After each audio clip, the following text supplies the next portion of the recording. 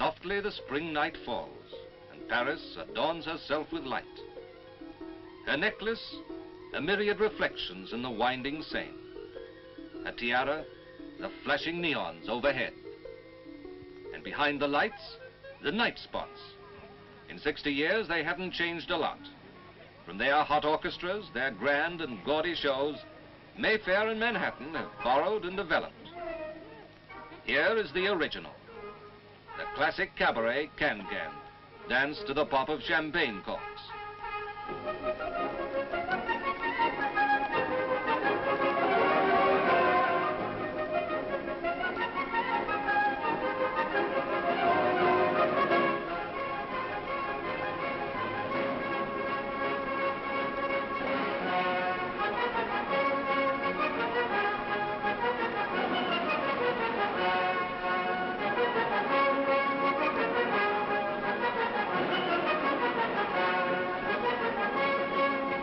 Show business is good business for France.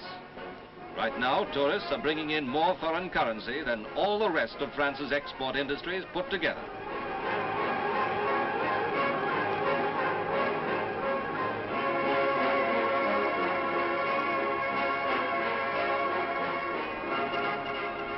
But behind the smiling face she bravely shows to visitors, there's another France today.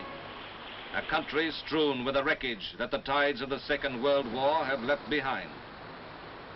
On these shores, the waves of battle broke in cruel succession. The weary years of Nazi occupation, the staggering blows of liberation dealt across the Norman beaches.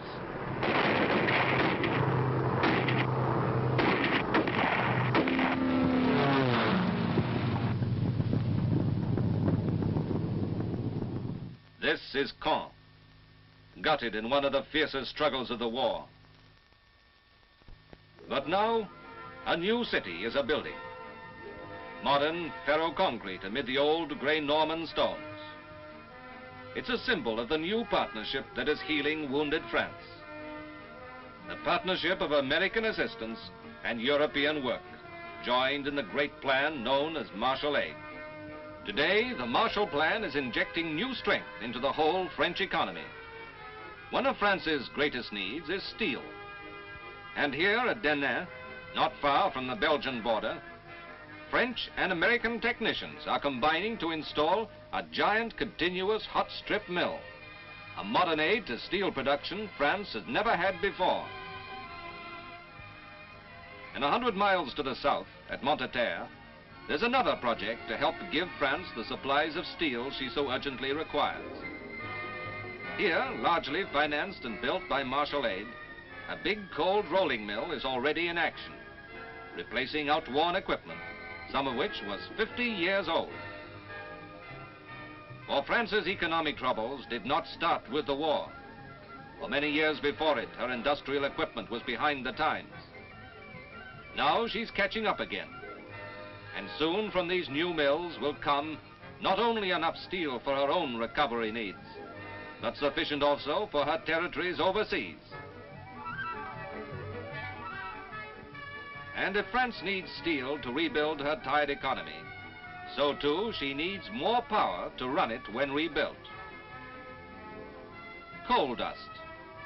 In the mining districts of the north, it used to be a nuisance, to be separated out and thrown away. Now they're putting it to work, blowing it under pressure into the furnaces of big new power stations erected right alongside the mines. American machinery, French ideas and work.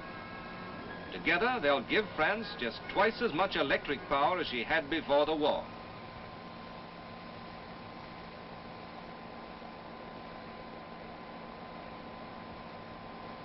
And here, where the River Rhone sweeps southward to the Mediterranean Sea, is the biggest project of them all.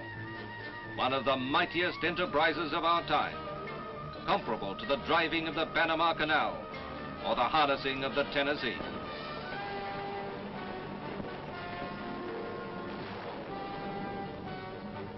For here, the combined genius of America and France has embarked upon an integrated scheme to subjugate these historic waters to the service of modern man.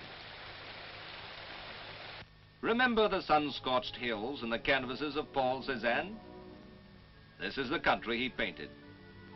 Slopes of brick-red soil, parched and thirsty. With proper irrigation, things would be very different. The farmers here could treble the output of their land. That's one of the objects of the great Rhone plan. These big earth movers are digging an elaborate system of canals. Along them,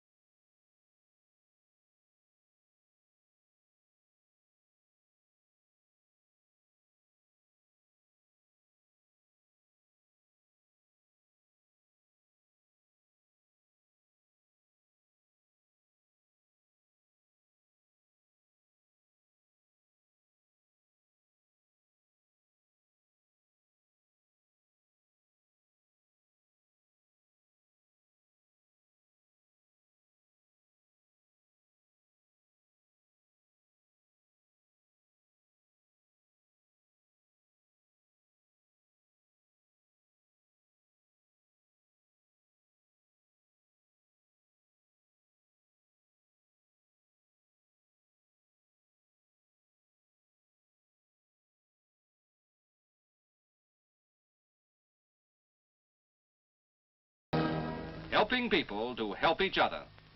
The Marshall Plan.